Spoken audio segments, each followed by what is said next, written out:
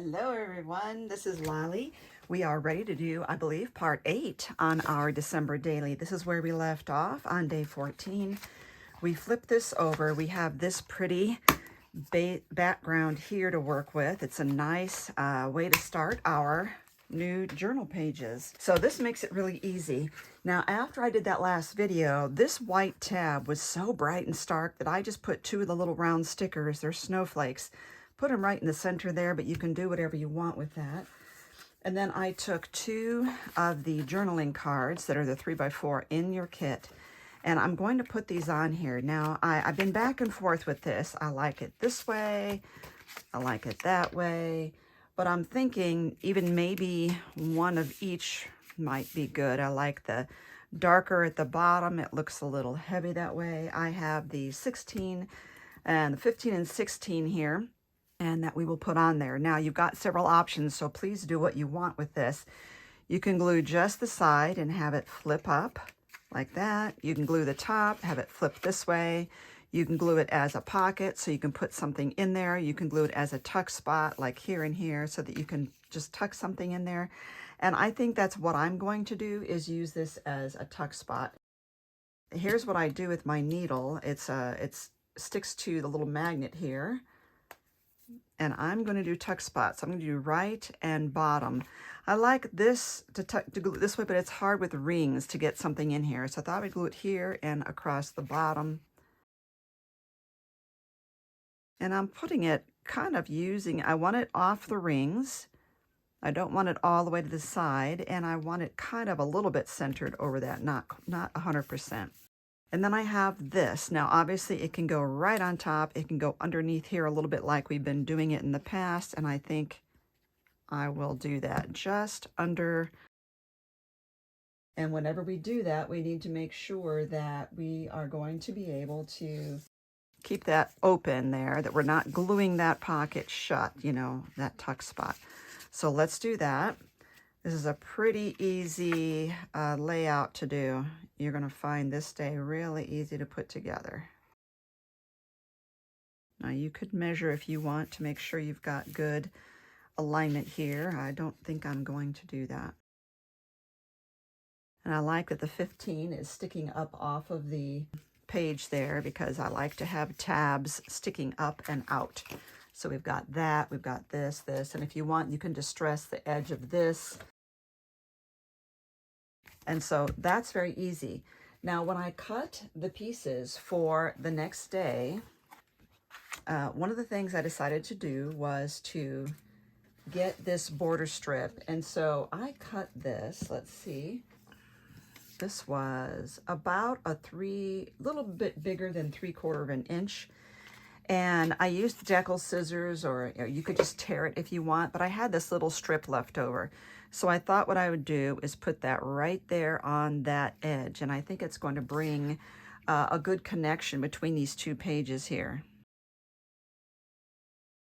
And I'm putting it so the torn edge is facing toward the rings. So what I did with this one is I had left over this piece here. And this is one of those times that I took one of the 8-inch sheets and just cut it in half. So we have this 4-inch section. I did cut this standard for what we're doing, 4 3/4 by 8. And now I have this. I'm going to offset it a little bit this way and put 2 thumb notches in here. I think that might be a good way to do it. So let me think. One way to do it is to kind of line it up here. I'll just lay it here, and I will mark where these rings are, and that's how I will know to put a thumb notch right there. That is a good idea. Okay, so all we need is to get our 1-inch punch. Center it over that mark, but only put it in a little bit like that.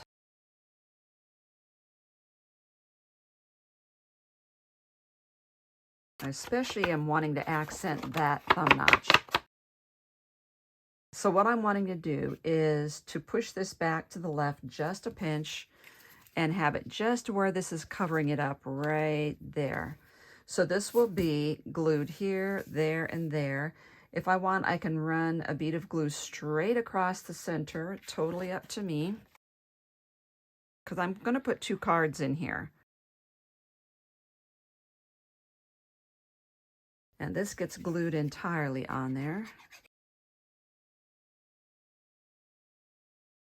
Now, if I had glued a little bead across here, I would have 2 pockets. This is one big pocket, and yet I'm going to be putting 2 cards in it.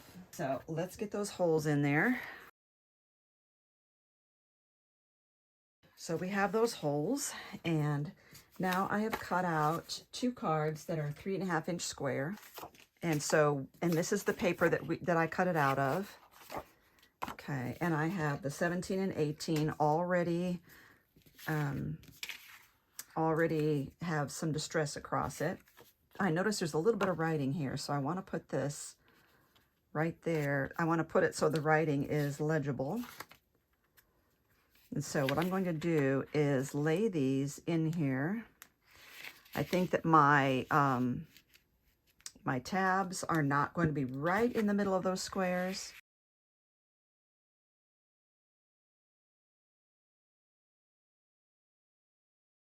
Pulling this out just a little bit.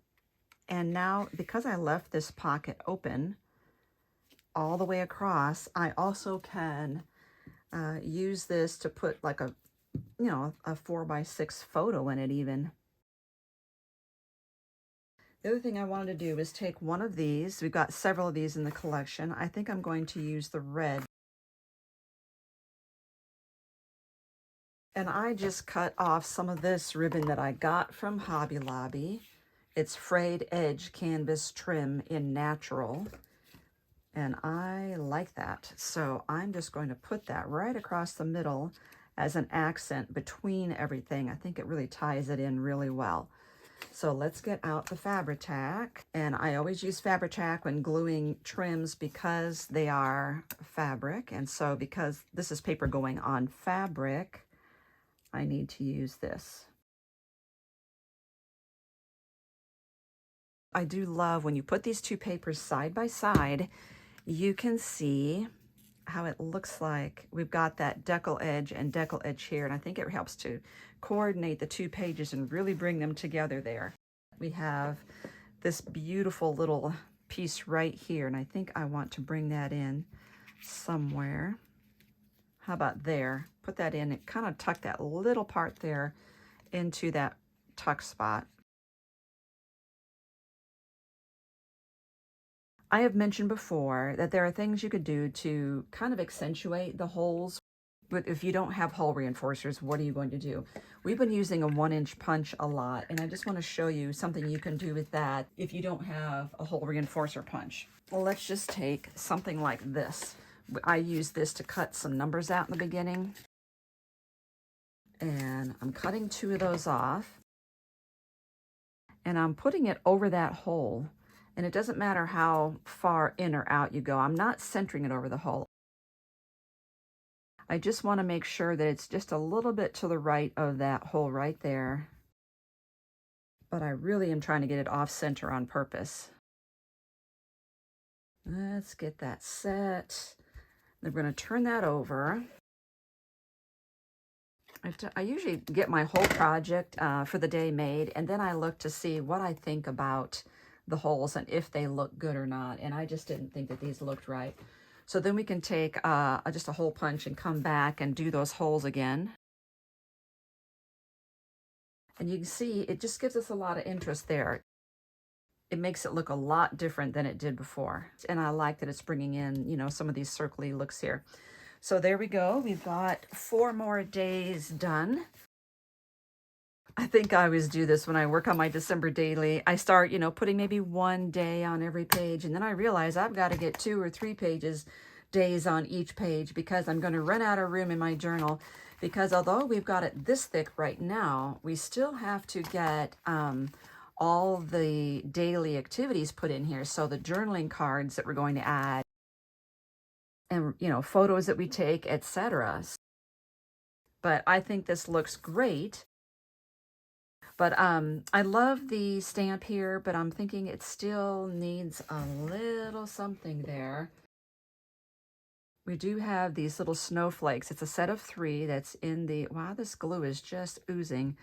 It's a set of 3 that's in the ephemera piece pack, and I'm just putting that there a little bit over that stamp. Someone once commented thinking that it was awfully early to be working on Christmas projects, and my goal every year when I do these is I have to figure out early August what I plan to use, at least for the materials, and get those ordered so that I can spend September and October uploading videos. It takes me a long time to do a series like this. With all the filming, the planning, the filming, the editing, the uploading, it does take quite a bit of work. And my goal is always to have this done at least by the first week of November so that you can get caught up in assembling yours and then have it ready for December 1st. It's ready to roll.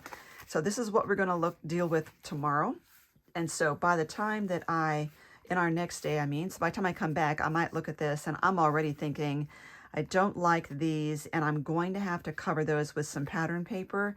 But I think what I'm going to do is wait and see what creative idea I come up with for this side, and then I will choose a pattern paper accordingly to put on the back of there. So there you have it. Thank you for watching. We are coming along, and it is getting so soon to Christmas.